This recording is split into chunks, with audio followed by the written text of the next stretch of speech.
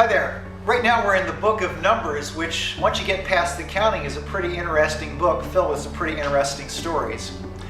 Today we're going to look at the story of Balaam, who had his donkey talk to him. Now that's a way to get somebody's attention, isn't it? Here's the story.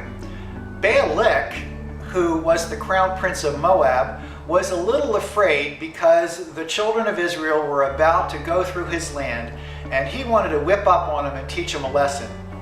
Balak decided that he needed a little supernatural help, so he called upon Balaam, who was sort of a prophet in his day, somebody who could tell the future. And he said, "Balaam, come and bless us and curse the Israelites."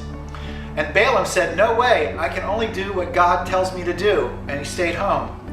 Well, guess what? Balak sent even more important people to come and beg and plead and whine with Balaam, and finally Balaam got the go-ahead from God to go and visit Balak. However, along the way, God wanted to make sure that Balaam knew who was really in charge, so he got Balaam's donkey to speak up and say, "Hey, you got to go God's way or it's not going to count."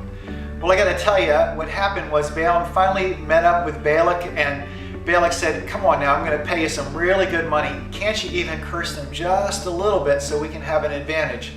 And Balaam said, "No way, I got to listen to God at all costs." Now, the whole point of this story for us is, number one, you can't buy God's blessing.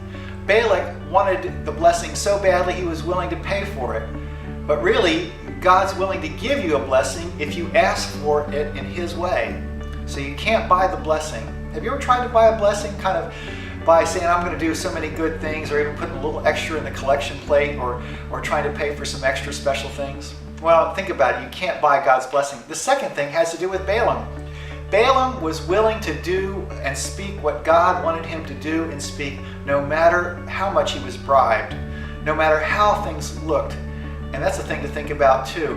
Sometimes there are lots of things pulling us in lots of different directions away from God, and hopefully we won't have to have a donkey speak up and tell us which way to go, but we'll pay attention to the signs along the way. Have you ever been in a place where people have been pulling at you to go in a way that God doesn't want?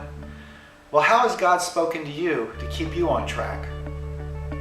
Well, have a good day, and think about this very funny story about a talking donkey and two guys who really had to sort out what God wanted them to do.